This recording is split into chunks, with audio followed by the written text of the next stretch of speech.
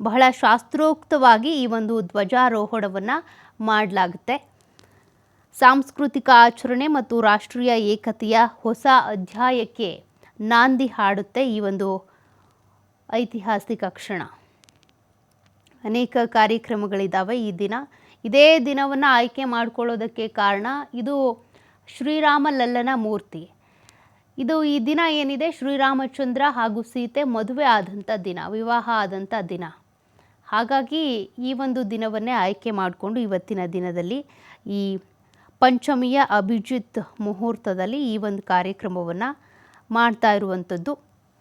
ಪ್ರಧಾನಿ ನರೇಂದ್ರ ಮೋದಿಯವರು ಈಗಾಗಲೇ ಎಲ್ಲ ಕಾರ್ಯಕ್ರಮಗಳಲ್ಲೂ ಭಾಗಿಯಾಗೋದಕ್ಕೆ ಅಂತ ಬಂದಿದ್ದಾರೆ. ಇಡೀ ಅಯೋಧ್ಯೆ ನಗರಿ ಎಲ್ಲದಕ್ಕೂ ಸಜ್ಜಾಗಿದೆ. ಇವತ್ತಿನ ಕಾರ್ಯಕ್ರಮಗಳಿಗೆ, ಐತಿಹಾಸಿಕ ಕ್ಷಣಗಳಿಗೆ ಸಾಕ್ಷಿ ಆಗ್ತಾ ಇರುವಂಥದ್ದು. ಅಯೋಧ್ಯೆ ರಾಮ ಮಂದಿರ ಪೂರ್ತಿಯಾಗಿ ಅಲಂಕೃತಗೊಂಡಿದೆ. ಅಂದರೆ ಈ ಹಿಂದಿನ ಆ ವೈಭವ, ರಾಮರಾಜ್ಯದ ವೈಭವ ಮತ್ತೆ ಮರುಕಳಿಸಿದ ಕ್ಷಣ ಅಂತ ಕೂಡ ಇದನ್ನು ಬಣ್ಣಿಸಲಾಗ್ತಾ ಇದೆ. ಧ್ವಜಾರೋಹಣ ಮಾಡೋದಕ್ಕೆ ಅಂತ ಈಗ ಕ್ಷಣಗಣನೆ ಕೂಡ ಎದುರಾಗ್ತಾ ಇದೆ. ಭಕ್ತರಿಗೆ ರಾಮ ಮಂದಿರ ಪ್ರವೇಶವನ್ನು ಈಗ ನಿರ್ಬಂಧ ಮಾಡಲಾಗಿದೆ. ಈ ಸಂದರ್ಭದಲ್ಲಿ 6,000 ಜನರು ಅತಿಥಿಗಳಿಗೆ ಈಗ ಆಹ್ವಾನ ಕೊಟ್ಟಿದ್ದಾರೆ. ಅವರೆಲ್ಲರೂ ಅತಿಥಿಗಳು ಬರ್ತಾರೆ, ಅವರು ಕಾರ್ಯಕ್ರಮದಲ್ಲಿ ಭಾಗಿಯಾಗ್ತಾರೆ. ಬಿಟ್ಟರೆ ಸಾರ್ವಜನಿಕರಿಗೆ ಇವತ್ತಿನ ದಿನ ರಾಮ ಮಂದಿರ ಪ್ರವೇಶಕ್ಕೆ ಅವಕಾಶ ಇಲ್ಲ, ನಿರ್ಬಂಧವನ್ನು ಹೇರಲಾಗಿದೆ. ಮತ್ತು ಈ ಅತಿಥಿಗಳು ಬಂದಂಥ ಸಂದರ್ಭದಲ್ಲಿ ಸಾರ್ವಜನಿಕರು ಬಂದರೆ ಒಂದಷ್ಟು ನೂಕು ನುಗ್ಗಲಾಗತ್ತೆ. ಕೆಲವರು ಈ ರೀತಿಯಾಗಿ ಪ್ರಧಾನಿ ನರೇಂದ್ರ ಮೋದಿಯವರನ್ನ ನೋಡಬೇಕು ಅಂತ ಬರೋರು ಇರ್ತಾರೆ. ಜೊತೆಗೆ ಈ ಸಂದರ್ಭದಲ್ಲಿ ಮೋದಿಯವರು ಐತಿಹಾಸಿಕ ಕ್ಷಣಕ್ಕೆ ಸಾಕ್ಷಿ ಆಗ್ತಿದ್ದಾರೆ ಅಂದರೆ ಆ ಕ್ಷಣವನ್ನು ನಾವು ನೋಡಬೇಕು ಅಂತ ಬರ್ತಾರೆ. ಹಾಗಾಗಿ ಅದು ಯಾವುದಕ್ಕೂ ಇಲ್ಲಿ ಅವಕಾಶವೇ ಇಲ್ಲ. 6,000 ಅತಿಥಿಗಳು ಇಲ್ಲಿ ಬಂದು ಕಾರ್ಯಕ್ರಮದಲ್ಲಿ ಭಾಗಿಯಾಗ್ಬೋದು. ಅವರಿಗೆ ಕೋಡ್ ಪಾಸ್ ಇರುತ್ತೆ, ಅವರು ಮಾತ್ರ ಇಲ್ಲಿ ಪ್ರವೇಶವನ್ನು ಪಡ್ಕೊಳ್ತಾರೆ. ಭದ್ರತಾ ಸಿಬ್ಬಂದಿ, ಅಧಿಕೃತವಾಗಿರುವಂಥ ತಂಡಗಳು ಮತ್ತು ಆ ಭದ್ರತೆಗೆ ಅಂತ ಬೇರೆ ಬೇರೆ ತಂಡಗಳಿದ್ದಾವೆ. ಅಲ್ಲಲ್ಲೇ ಡಾಗ್ ಸ್ಕ್ವಾಡ್ ಹೊರಗಡೆ ಇರ್ತಾರೆ. ಅದೇ ರೀತಿಯಾಗಿ ಬಾಂಬ್ ಸ್ಕ್ವಾಡ್ಗಳಿರುತ್ತೆ. ಮತ್ತು ಡ್ರೋನ್ಗಳನ್ನು ಹಾರಿಸ್ತಾ ಇರೋ ರೀತಿಯಾಗಿ ನೋಡ್ಕೊಳ್ಳೋದಕ್ಕೆ ಅಂತ ತಂಡ ಇರುತ್ತೆ. ಅವರೆಲ್ಲರೂ ಕೂಡ ಇಲ್ಲಿ ಕಾರ್ಯನಿರ್ವಹಿಸ್ತಾ ಇದ್ದಾರೆ. ಮತ್ತು ಸಂಚಾರ ವ್ಯವಸ್ಥೆಗೂ ಕೂಡ ಒಂದಷ್ಟು ವ್ಯವಸ್ಥೆಯನ್ನು ಮಾಡಲಾಗಿದೆ. ಅಲ್ಲಿ ಯಾವ ಮಾರ್ಗಗಳಲ್ಲಿ ಪ್ರಧಾನಿ ನರೇಂದ್ರ ಮೋದಿಯವರು ಬರ್ತಾರೋ ಅಲ್ಲಿ ಸಾರ್ವಜನಿಕರಿಗೆ ಅವಕಾಶ ಇರಲ್ಲ, ಬದಲಿಗೆ ಅವರಿಗೆ ಪರ್ಯಾಯ ಮಾರ್ಗಗಳನ್ನು ಅಲ್ಲಿ ಮಾಡಿಕೊಡ್ಲಾಗಿರುತ್ತೆ. ಇವತ್ತು ಪ್ರಧಾನಿ ನರೇಂದ್ರ ಮೋದಿಯವರು ಉಪವಾಸ ಸತ್ಯಾಗ್ರಹವನ್ನು ಕೂಡ ಮಾಡ್ತಾ ಇದ್ದಾರೆ ಅನ್ನೋದು ತಿಳಿದು ಬಂದಿದೆ. ಈ ಒಂದು ಪೂಜೆ ಪುನಸ್ಕಾರಗಳು ಅದೆಲ್ಲವೂ ಆದ ನಂತರ ಅವರ ಉಪವಾಸ ಸತ್ಯಾಗ್ರಹ ಏನಿದೆ ಅದು ಮುಕ್ತಾಯ ಆಗುತ್ತೆ.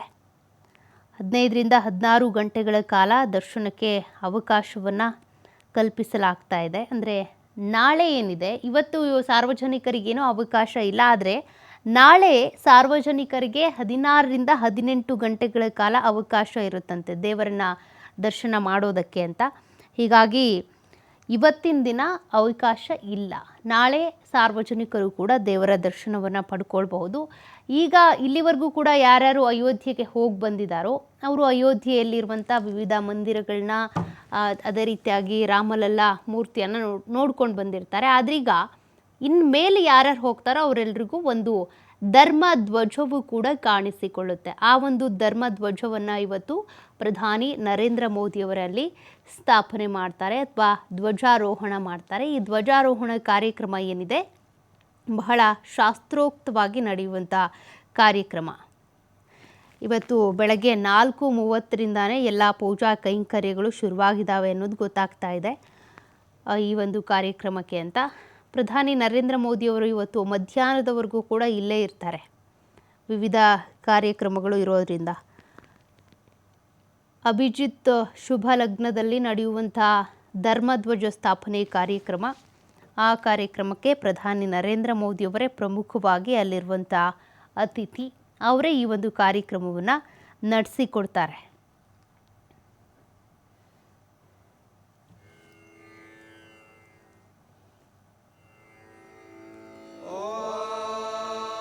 ನೋಡಿ, 11:52ರಿಂದ ಈ ಒಂದು ಮುಹೂರ್ತ ಶುರುವಾಗುತ್ತೆ, ಅಭಿಜಿತ್ ಮುಹೂರ್ತ.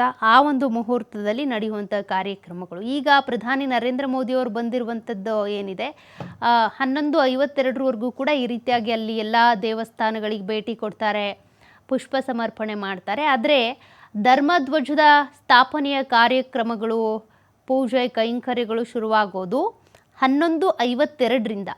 ಅಲ್ಲಿವರೆಗೂ ಕೂಡ ಪ್ರಧಾನಿ ನರೇಂದ್ರ ಮೋದಿಯವರು ಇಲ್ಲಿರುವಂಥ ಶಿಲ್ಪಕಲೆಗಳಿರ್ಬೋದು ಮತ್ತು ಅಲ್ಲಿರುವಂಥ ಮಹರ್ಷಿಗಳ ವಿಗ್ರಹಗಳಿರ್ಬೋದು ಅವುಗಳನ್ನು ಭೇಟಿ ಮಾಡೋದು, ವೀಕ್ಷಣೆ ಮಾಡೋದು, ಆ ಒಂದಿರೋದು ಕಾರ್ಯಗಳಲ್ಲಿರ್ತಾರೆ ಮತ್ತು ಸಿದ್ಧತೆಯಲ್ಲೂ ಕೂಡ ಭಾಗಿಯಾಗ್ತಾರೆ.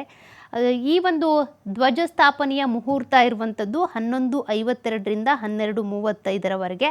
ಆ ಮುಹೂರ್ತದಲ್ಲಿನೇ ಧ್ವಜಾರೋಹಣ ಕಾರ್ಯಕ್ರಮ ನೆರವೇರುತ್ತೆ.